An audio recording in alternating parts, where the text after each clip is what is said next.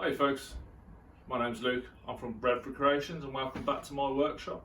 So today, anvils. How do we get started with anvils? What are you looking for when buying an anvil? And different parts of the anvil and how they work. So, anvil, the literal symbol of a blacksmith.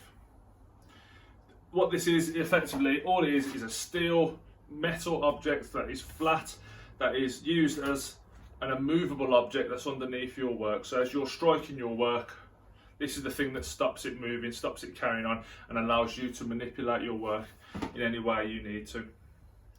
So, as I've already stated, when I first got started, I started with a piece of railroad track, which I ground out, I got milled flat, and it works fantastically. This is a very, very common way of getting started in blacksmithing, railway anvils. But effectively all you need is a flat piece of metal that is heavy enough to not move when you strike it, when you hit it. I've seen people use like just metal blocks.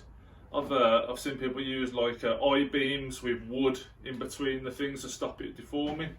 There's plenty of ways of getting started in blacksmithing. What you need is this flat, heavy surface that's gonna stay where it is when you strike in your work.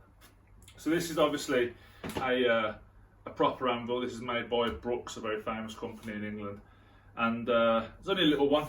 They do get much bigger, but you know, in my dinky little workshop, this is all I needed at the time. Cost me about £375, and it come with the stand as well, which I was very lucky. It's got a proper steel stand made by its previous owner.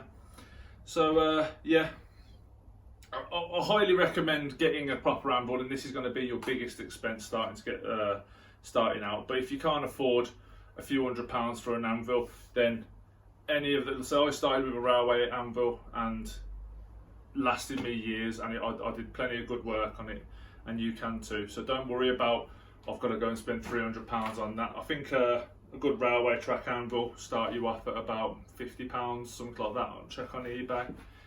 So yeah, so different parts of the anvil and what we're looking at. So this is the face of the anvil. This is the main part of the anvil. This is where we're going to do our work, and the face of the anvil is to be protected. You want to do as much of your main work on here as possible, but anything that might excuse me, anything that might damage the top of this, you need to be doing elsewhere. There's different places here we'll talk about.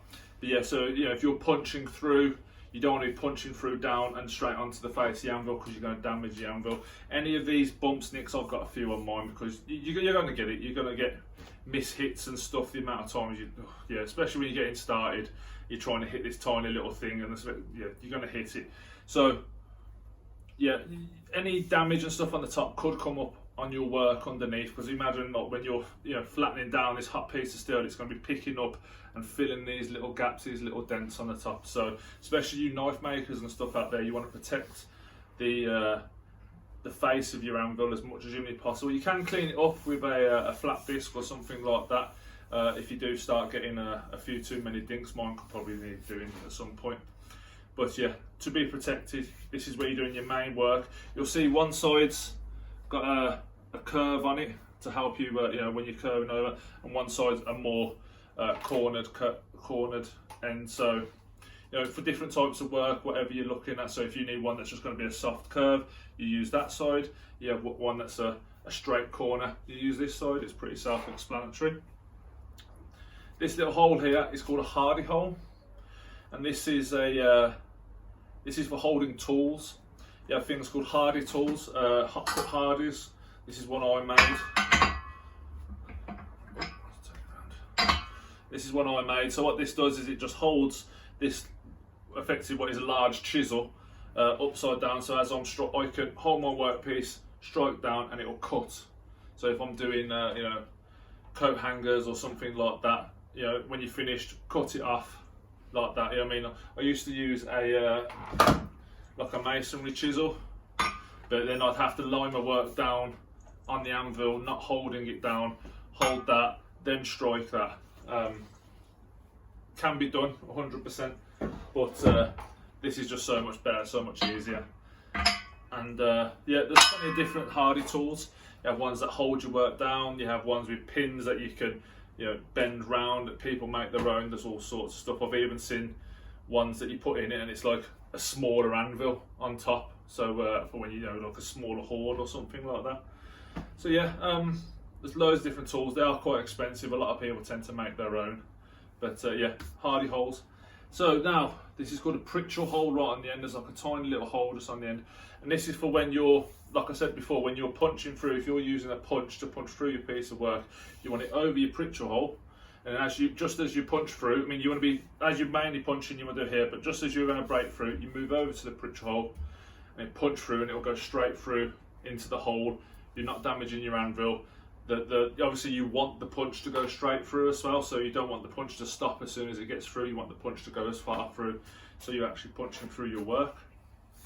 Yeah, here is the table, or the step, some people call it. And this is another thing where it's like when you're punching or something like that. This is if you're doing anything that's, like, say, if you're punching through, you don't want to be doing it on here, do it on the step. This is you don't need to protect this as much. This is for work which could damage it. If you're using a chisel on the top as well, do it all on the step, because you don't want to be chiseling on top of on the face of your anvil. This is to be protected. Chisel on your step. Make sure that, you know, if this takes a bit of damage, doesn't particularly matter. This is a sort of softer part of the anvil, and yeah, that's the flat piece of the anvil. That's where you're going to be able to punch through, use a chisel or anything like that. And then you have what's called the horn on the end. This is for opening out work. So if you punch a hole, you put it on the end, and then as you strike down, it's going to open the hole up. Obviously, you can start with smaller anvils and smaller holes and bigger punches and stuff like that. You can also use it to bend your steel round or anything like that. We'll go through more like techniques and stuff later on.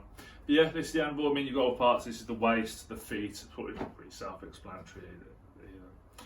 So yeah, when you're buying one of these, then what do you need to be looking out for? So things you want to be looking for is, I've already said this, the face. The face is what you're looking at mainly. How good condition is the face? Little dinks, little marks and stuff like that, every anvil's going to pick them up over the years, especially obviously second-hand anvils. They're going to pick all these sorts of things up. It's not too bad if it's got a few little dinks, a few little marks. Like I said, flat disc, oof, gone. But if you see big chunks missing, no, don't want it. You make sure you've got good lines around the outside as well, so make sure you can define all around the face. So make, you know, I mean, if it's got a big chunk missing out, or if it's dented on the one side or something like that, it's probably not going to be the best anvil for you. So you want a good solid lines. You want to, like, you can see, everyone knows the shape of a London pattern anvil like this, and you want to make sure that it's got good lines all the way around and there's no like serious damage. Big cracks and stuff like that, steer clear of it unless you feel like you can repair it. They definitely can be repaired, but you need to be a good welder and you need to know exactly what you're doing in that department. But you know, getting started, just make sure that all this is good. No big cracks, no big dents. I've seen ones with literally like 3 or 4 inches like bust out of them and stuff like that. Just stay away from that. That's a boat anchor, that's not an anvil. So yeah, the stand is another big thing when I first got started, and you need to make sure that it's on a good solid stand. If you can, bolt it down to the floor. I know a lot of people, they use like a sealant underneath their anvil, which does stick it down to the floor, but just enough. Obviously, if you need to move it, it's not bolted down, then you can just move it. Like I said, this is a big solid steel stand which come with my anvil. I was very, very lucky. It's held down by bolts on the side. When I first started my railway anvil, I actually made it out of railway sleepers. I'll see if I can chuck a picture in there again of my old anvil. I actually got some railway sleepers, cut the railway sleepers up, like planed across just to make sure it was flat and level, and put the anvil on there and bolted that down, and it worked like really, really well. Yeah, the stand can be a problem. Like building your own stand, again, if you're not a big welder, it can be a bit of a problem. I was very lucky finding one that actually come with a stand. So yeah, guys, I think that's about it for anvils. And you have a nice day, and I'll see you next time. I think we're going to be talking about forges in the next video, or we might be doing another R2D2 build. I'm also starting a few smaller builds, like I said before. But yeah, so you have a nice day. I'll see you next time. Please like, comment and subscribe. See ya.